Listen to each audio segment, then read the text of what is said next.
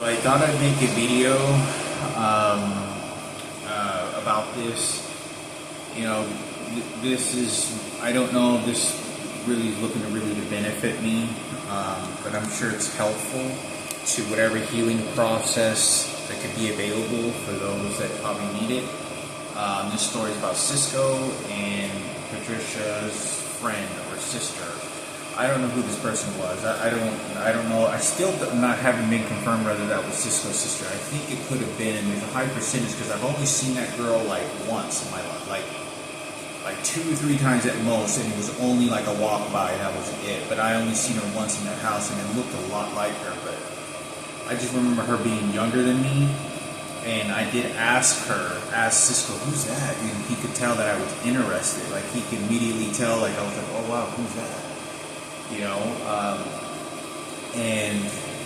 But he was Cisco was protective of her from her sister, like he always was. He was pretty protective, and I know when I did walk in there, I know that she was like skipping school or falling asleep, sleeping in all the time. And Cisco, I remember, kind of like nagged onto her, like, you're not doing good. I don't even know her name or who she is, but she's like, you're not doing good, and whatever her name was. And he goes, yeah, she sleeps in all the time. She's sleeping in, I go to school. And he would say that when she walk by a few times, but I think it was important for me to say something about this, because I think it's important for me to say something because, like I said, I don't blame this girl. I don't have a right to. I can only blame myself for the actions and the laser beams and not believing in God enough. So, like I said, in this particular situation about Cisco, is a story that I wanted to share was because I got raped by this transgender and everything that went along. Nobody knows. I could only point the finger at myself, and I could only blame myself for my actions. Had I made better actions for myself, this wouldn't have happened. If I would have defended myself when it was most crucial, I would have, instead of blaming others. But I didn't. I didn't follow the word of Jesus, and I committed a sin, and it cost me my life. And it does to some people, and I was one of those people. So anyway, moving forward, I say this because this is how, I know there was a big problem with homosexuality in my family and a lot of other people that didn't want to come out the closet or ended up being bisexual, including my mother. I don't believe my mother is. Until I'm trained to believe that, my mother's not bisexual. You don't understand how well I understand my mother, to what imprisonment that she was. But I'm being forced to believe otherwise because they want to justify it for. I just don't even want to talk about it. Shooting my mother like at point blank range is what it feels like. I have to allow Jesus to take over. I have to allow God to interpret His meaning to how things happen. Because had I been involved, this would have never happened. I am the best person that could have represented her. I was, and I was prevented from doing so. To tell you this story, there's no reason why I have to go in explanations about some homosexual rapes. Remember, you already got that information. There's no reason for me to tell. Well, nobody asked me, and they kept me busy. So I have to allow Jesus and God to take over and to have His interpretation of what my life is supposed to be, and others. And why things the way they did, and that we're sinners, and we make our own decisions, and I didn't make good decisions.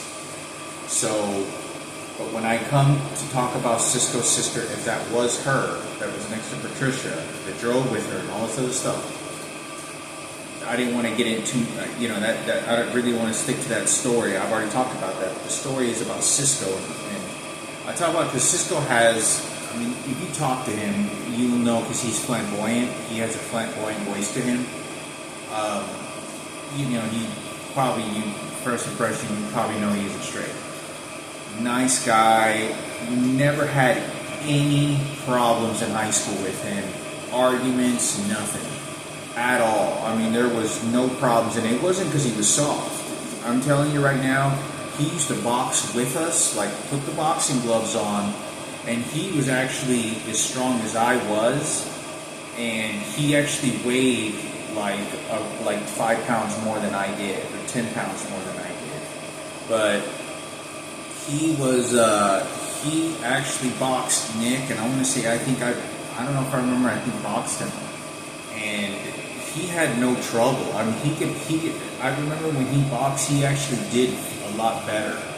And I remember the reason I say it's because his arms are really long, a lot longer than mine, and he had the ability to keep range under control very well when he was boxing. So there's no, just because somebody's flamboyant doesn't mean they can't start swinging and whip your ass, you know. But I want to say it because it's out of no disrespect, you know. But the reason I say this is because there was no problems. And one of the ways that I say that I was cornered by so much homosexuality of friends and people, how I get cornered and how they play Army platoon against me, and I'm only one straight guy, or one of the few straights, and I'm having all these people, is look what happens. Like, this is the story I wanted to say. When I was 16 years old, I don't know if it was before 9 or after 9/11, I don't know. We weren't sticking to that subject very much. We were still trying to live our own lives as kids, and we were still experimenting in the world that we were in. And at this time, I was very close to Richard. I was like, you don't understand, I was sleeping at his house, at his dad's house in Flower Mound, fucking for like a whole week. Like, you know how you used to have friends spend the night? I would spend the night, I would spend like, every weekend I would stay Friday, go from school, chill, play video games over at Richard's house, and his dad would pick us up with his other 3 kids, and we would drive to Flower Mound, go to his house, and I would stay all the way through until Sunday, and then they would drive me Sunday all the way back to Carrollton, his dad would. Or in some cases, rarely did we just go or wake up early on a Monday morning and then go there straight to school. But it was always Sunday that they always dropped me off at back in Carrollton. But the reason I say this is because we were very close. I was very close to the family. We were all kids and we were all in the same house. We all grew up together. Like, I would spend the entire summer, every single weekend, almost guaranteed over there. And I would spend, even at times, I remember my mother calling me and telling me, Hector, I need you to come home. You know, and she said, I need you to come home, Hector. And she would say that because she didn't like the fact that I was spending so much time over there. And my mom wouldn't see me for like 2 weeks, and she'd be like, where's Hector? So, I say this because in the fact of I'm not gay, I'm not bisexual, I will never take actions fully until I am fully forced and conditioned to have sex with another man or transgender like I was before. But I had no sexual desires to be penetrated with anything other than a straight heterosexual female. But I'm 40 years old. My sexual drive is not the same. So, but I wanted to say that I think it's important for me to say when I was 16 years old, I think Richard was trying to figure out whether I was gay or not, and in fact he was. And this is how pretty observative I was, but I didn't say anything because I've always was very respected, and I didn't, even though Richard and John and Little John and Anthony were always saying the word faggot and gay faggot and you're gay, you're this. I mean, every word they said was about gay. The word gay, you're a faggot, and it was out of jokes, but it was constant. It was just like, like you fucking drop the remote on while you're watching TV. That was gay, it was just such a common thing. So anyway, I'm sitting at the table. It's all of us. You all sit together. Me, Richard, Jeremy, Cisco, Nick Herrera, Richard. We're all in the same grade, and we all sat together. We all sat together during lunch, and I say this because we were sitting at the table during lunchtime, and Cisco didn't sit with us at the table all the time for some reason. He would occasionally sit at our tables. But Cisco was, you could just tell by his voice that he wasn't ashamed. He was shuttled by Richard. I remember he talked to Richard, and I could tell by observing him that Richard wanted to find out if I was gay or not. And Cisco sort of like talked, like he sort of sized me up and looked at me, and then he said a few things that I remember, and I was sort of kind of playing dumb, kind of goofing off or whatever, or not paying too much attention to what they had to say other than their physical movement. And I saw Cisco do this to Richard. He goes like this, and he looks over at Richard, and he goes, and I remember Richard looks over at me, and I'm kind of looking away, and I could kind of sense like Cisco was kind of doing something, but Richard to me was very difficult to even tell if he was gay or not. And you know, but I say this because that's how they were playing in teams to figure out, hey, you're one of us. This is homosexuality. Do you understand the confusion of the world that we live in as much as we think we understand your world? But you don't understand that how much often the word faggot and gay were used, and I never said those words. Like, I was even defensive at times when growing up when I said, oh, you know, why does it matter? You know, some people are gay. You know, I got brothers. You know, I got a brother in New York that's gay. You know, it's like he's cool, he's nice, or whatever. You know, what difference does it make? You know, I said, you know, you think that's messed up? There's people born with 3 or 4 or 7 arms. There's people born with 2 heads. What would you prefer? You think with such a disability? Would you want to be gay, or do you want to be born with 4 arms and 3 legs? You know, like. You know, so, but aside from that, you know, but I say this because I think it's important to understand and how armies of people, even at a young age, started to gather up against me. And this is whenever I started to notice symptoms of Richard Murphy being sort of like, I think he's a traitor. I think he's one of them. And you don't understand that he used to disperse like a lot of frustration. Richard, by all means, you know, I'm not trying to discriminate in any homosexual or anything. The strongest kids in school, it's in sports nowadays, ones who hit them in the closet. We all know the story. This is not a straight world. Straight men don't run shit in this fucking world. All we do is breed babies and we follow orders. And the way the functions of this world works is this is not our world. We're just peasants in this fucking world. We just don't know it yet. And we don't run shit because there is no brother bond, man bond, bro bond of any of this. So I think it's important for me to say something about this because, you know, growing up in these circumstances, how I was being outnumbered. When I'm 16, 17 years old and Michael Rossiter and Chris Martinez and all these homosexuals, I don't know that they're gay, but they don't tell me that they are, and they have girlfriends. So what happens is that they don't like me, they want to use my house, they think, oh, your dad, because one of the only things that saved me is when they found out my dad was gay. And they find out that my dad is really old. And they say, oh, this guy must be gay, or oh, he is gay, so oh, he's calling him dad, oh, because you're one of us. It wasn't always respected, ever, up until they believed that I was a part of them. It wasn't like, I'm a straight guy, we're going to be part of everything, we all kind of come together, and I understand that. No, it wasn't that. It was like, oh, did you get one of us? Oh, okay, you're one of us. So it was very close bond with them. It wasn't with me when it came to that, because the severance usually happened about whenever I was about 17 years old to late 16 years old, when they were just sort of bonding to themselves, and the fact that I was straight, I was different from them. I couldn't communicate and be friends as close as I was or maybe trusted. So, and even people that were, it was, you know, that, you know, but we all, I don't know who the cameras in that house, I don't know what the situation was, but like I said, when I talk about Cisco in the situation, he was used as a shuttle at that time just to confirm, because he wanted to see if I was, because I wasn't picking up girls, and it wasn't. You don't understand that in the situation that I'm in, it wasn't just because I was shy. was because of the circumstances of my life and what was happening in my life. And I don't want to go into too many details because it doesn't even matter anymore. What that whole story is, there's nothing that's going to change. There's nothing that's going to...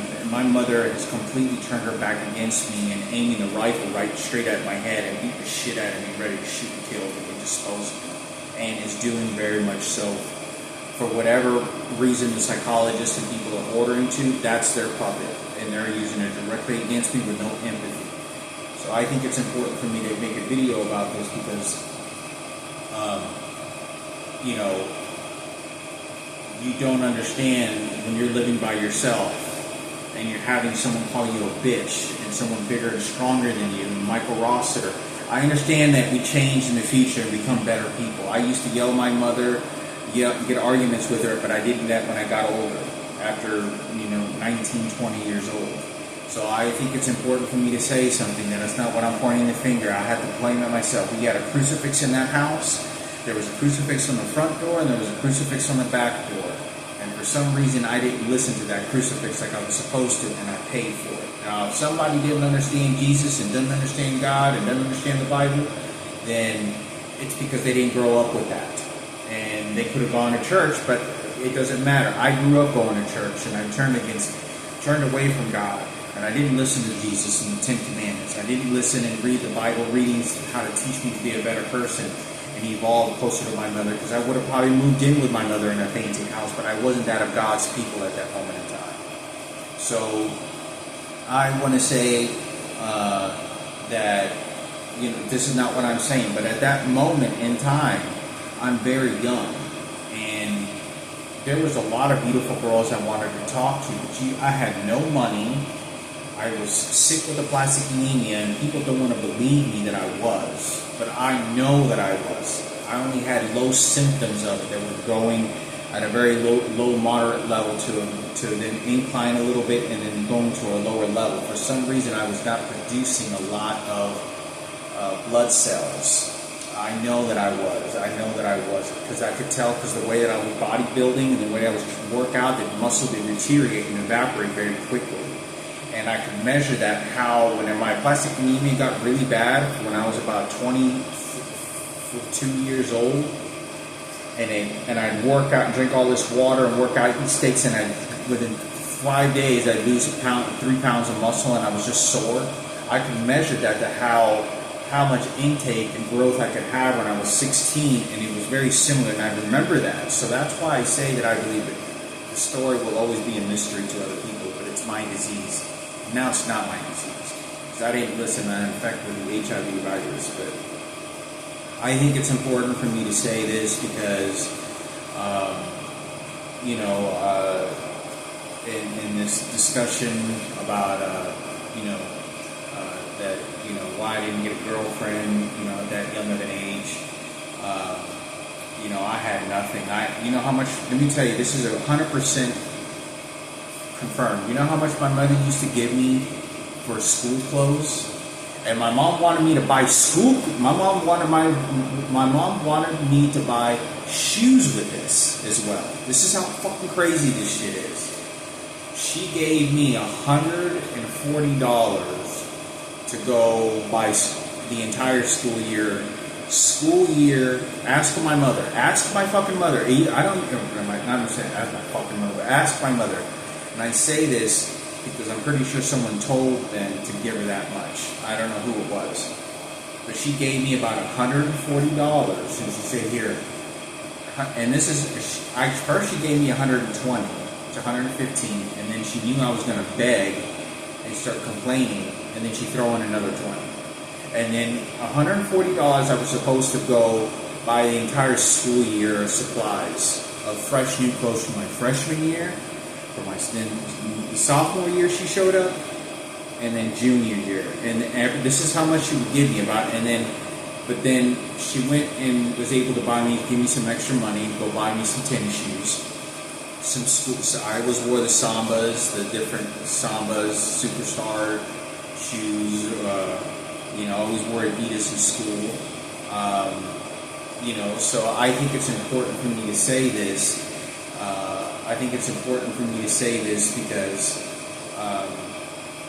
I didn't have a whole lot of money, and I had hardly anything to eat in my pantry and in my fridge. If you went in my house when I came home from school, it's one of the reasons why I didn't go home, because there was no food. And I was always getting hungry, and I didn't like the fact that I was eating this such horrible, cheap food, and when I could go eat leftovers. And not only that, I had to build friendships, and I was around my friends as well at the same time. For protection, you're in high school. Everyone knows high school is the most deadliest place in the world. You go in there and you're like these bigger kids and these people with money and cars, and these white people are showing up. You're kind of nervous. So I think it's important for me to say something about this particular type of situation, because $120, $140, $120 to $140 of getting for school clothes for a year. And my mother would get pissed off. I didn't even want to ask her for money. And, like I said, I didn't even want to, I started to get bothered even asking my mother for lunch money, because my mother at first, even when I was younger, she was like, go apply for free food. And I was like, no, we got money, Mom. We can pay for our food. And this is what I thought, because I knew my dad had $50,000 in the bank account, but apparently he didn't. My mom wanted to save money. So I said, I thought doing that was really for the poor, for like the real poor. I'm talking about the people that live in government apartments, and we lived in a 3-bedroom house. Anyway, I applied for free food stamps at the school, and they gave me free lunch. But I didn't find that out until, late freshman to sophomore year. And, And so anyway, I started to get free lunch. Mom used to call $6 a day. And you don't understand, when I'm asking my mother for $6 a day for lunch, I don't even want to ask her, because she gives me the money like she's tired of giving me shit. I'm 15 years old. My mom understood to be an adult at 14 years old. So her understanding of what I need to be is high expectations as an adult.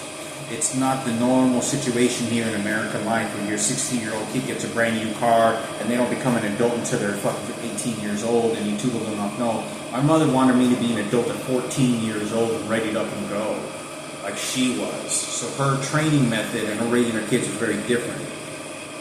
But I think it's important for me to say this because, during that time, being broke, it was a broken home. I had nobody living in that house. And by the time, because every time I'd always come home, there were occasionally times I would come home because Richard, this is how it worked. 1 week, Richard would go be at his mom's, and then the next week, his dad would pick him up every day right after he got out of school at his mom's house. So there was no hanging out with Richard. So 1 week he would be with his dad, 1 week he would be with his mom. Or I think it was 2 weeks he would be with his mom, and then 2 weeks he'd be with his dad. And he was like that all the time. So it wasn't, so the time that I wasn't over at Richard's, I would go to my house, or I would go to Edward Rangel's apartment complex in Marco and go hang out and smoke weed with him. Because John Vasili, I couldn't hang out with him until nighttime. And Nick, he didn't stick around because Richard wasn't around, and he didn't hang around with Big John by himself like I did, maybe occasionally. But the way that I wanted to say this is because at that moment in time in life, I think it's best for those that understand my circumstances to whatever it could benefit to wherever the situation is. But we were all very good friends. I'm trying not to lose my thought because they're shooting these electronic devices into my brain and it's aching my head. But we ended up, I didn't have anything. I didn't have a car. I didn't have shit, it was difficult, I had nobody. I talk about this so many times. I was 28, 27 years old, working at the federal government building in EPA, and I had clothes still from what my mother gave me from Christmas from when I was 14 and 15 years old. And I think one shirt was given to me when I was 13, and I still fucking had that clothes. All my Polo, Raphael, Tommy Hilfiger, Nautica, all those shirts and all those shirts that I had, I wrote when I was 14 or 15 years. I had those shirts for nearly 14 fucking years, me carrying from my fucking childhood. That's fucking broken poor, okay? So I wanted to say this because I think it's important. And if I listened to God, I would not be in these circumstances. There's people in prison that are saying that as well. Had I been grateful for what I had, for the money that I did have, that was even more than more people, I would not be in the circumstances and had not slept with that transgender and said no. I would have backed off, but instead it's very convenient, easy for me to blame other people and blame, you did this to me because you trained me, you did this because I didn't take my actions the way I was supposed to. And if it was the laser beams that did it, it was my actions because I didn't listen to God enough, and the laser beams were supposed to guide me to that. And I still did it. And the more that I've been a better person, the less the frequency of the devices they would have stopped using. But it doesn't change the fact that they were my decisions. It's the past.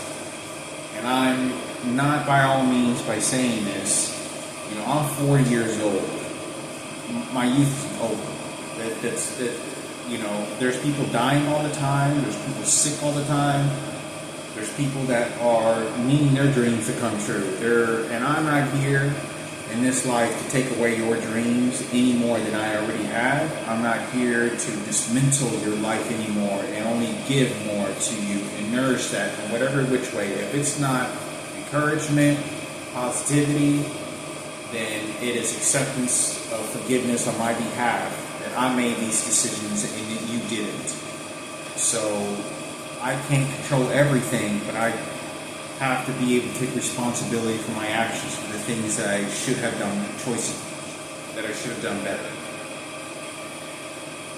In the beginning, it's very easy for me to blame Ken Cooper. It's very easy for me to blame Sarah. But at this time, the psychologist and everything that I ever said, nothing got fixed. Nothing got alleviated. Nothing. It wouldn't have even made barely any of a difference. They won't let me talk to my mother. I haven't seen my mother since I ate a dinner with her. I'm only speaking to her identical twin. I haven't seen my mother in fucking 4 years. I'm talking to her identical twin. I don't have no communication. What differences it would have made now anyway? But if I listened to God, like my mother wanted me to, and we used to go to church, things would have been different. But one thing I do know is the past is a history, and I can't do anything about it but blame myself for the actions that I took that should have been better ones. And to move forward and take responsibility that was my journey, and move and use that as something to kind of help me propel forward with gratitude.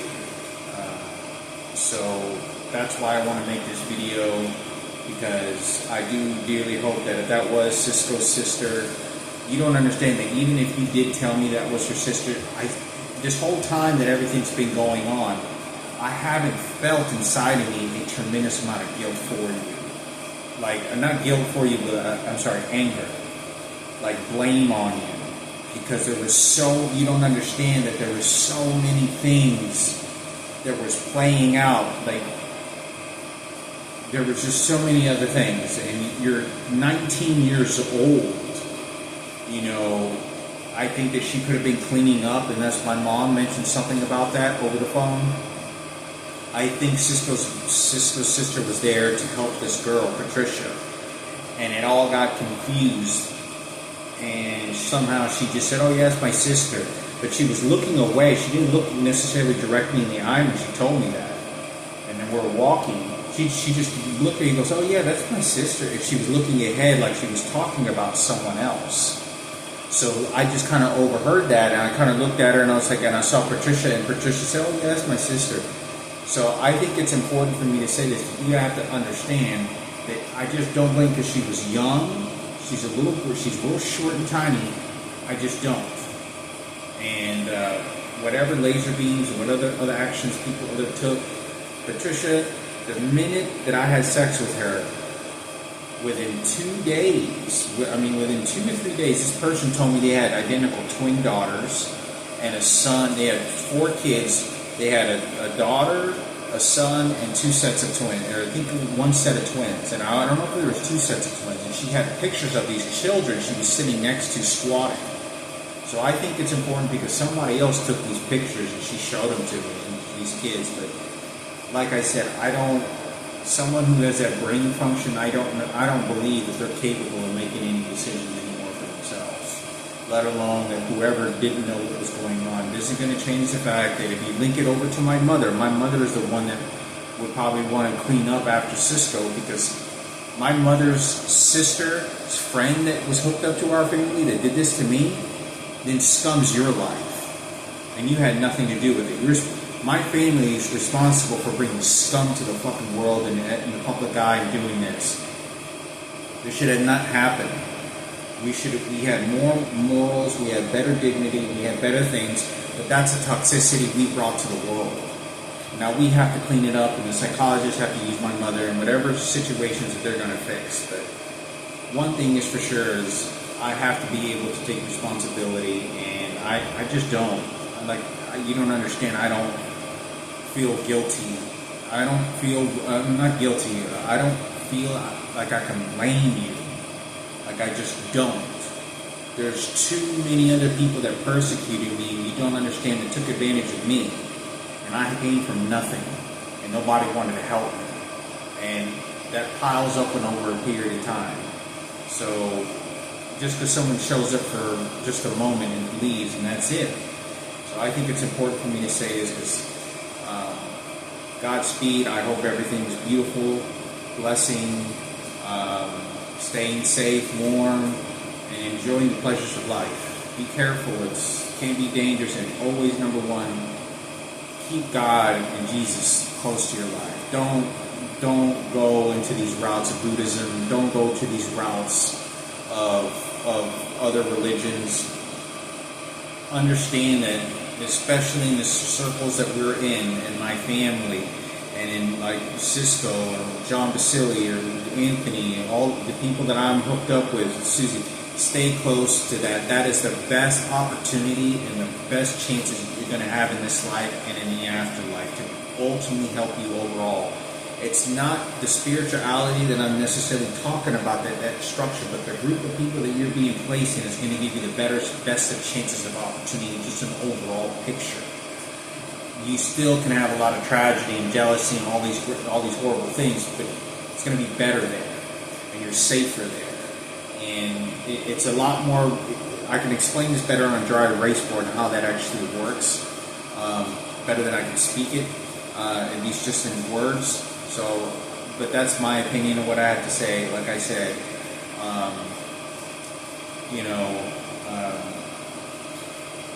don't let life pass you by, okay? And enjoy it. You can have a family and kids. Do what God wants you to do, and do what you know we all want but can't have. And I'm sorry that I ever did anything wrong or said anything wrong that could have affected your family and any horrible things my family was linked to that brought horror to your families. But had I made better choices being the ringleader of my family and everything that had happened, and stay close to God and go to church, things would have turned out a little bit better than they did now. But I would have made better decisions. I would have opportunity to get married, go on dates with different girls. Never did. Just when I finish up this video and wrap up from this video, just remember when I say this. When I went to that college and I met Patricia, I got laid, and I went to that classroom. I got laid the fuck out. I did not get back up. I got laid out like a Mike Tyson knockout. I got laid out. I did not get back up. There was no more rounds that I was going to be able to do in my youth. I did never get back up from that. I did not make a recovery from that. there is a acceptance to why things happen the way that they did, to then move forward and accept this. As like people say that the pain I used to have used to put me down. Now it's the pain I used to have is what hold on to me, that I hold on to, that motivates me to help others. So, like I said, that's what I have to say about that. When I went to that classroom and I met Patricia, I did not get back up. There was no more getting back up. There was no more opportunities. It's the actions that I took upon myself and that individual were not kind, were not respectful of myself, and were not accordingly to what our Bible and Jesus teaches us, and I was sinful. What direction can I point this at? Mostly myself. And if it's anyone else I want to blame, then I have to forgive them for whatever it was, because it's the only way I can move forward and have some sort of contentment. So have a good day. And I got to finish up cooking Mountain Man beans and making a bunch of food. I'll make a video about what I'm making for food. Fruits, just beans and fruits, different types of beans. I can't wait till winter, because I'm going to be making a bunch of like different style of beans. Like I got some lentils, black beans. I'm going to get, obviously I got tons of pinto beans. And I'm going to get these other different types of beans that have really good for the human body, and make soups. So I love eating soup, especially during winter. I love eating soups. So I won't have to eat so much ramen and noodles. I can start making bean soups, and they're really healthy. And I can throw in some tomato sauce, throw in some garlic, throw in some onions, and make a good soup. Because I like the natural bean taste. I naturally like the actual bean taste. It just smells good for me. I don't know. I grew up Mexican, but yeah, I wanted to make a video, and I'll make some videos on some other topics.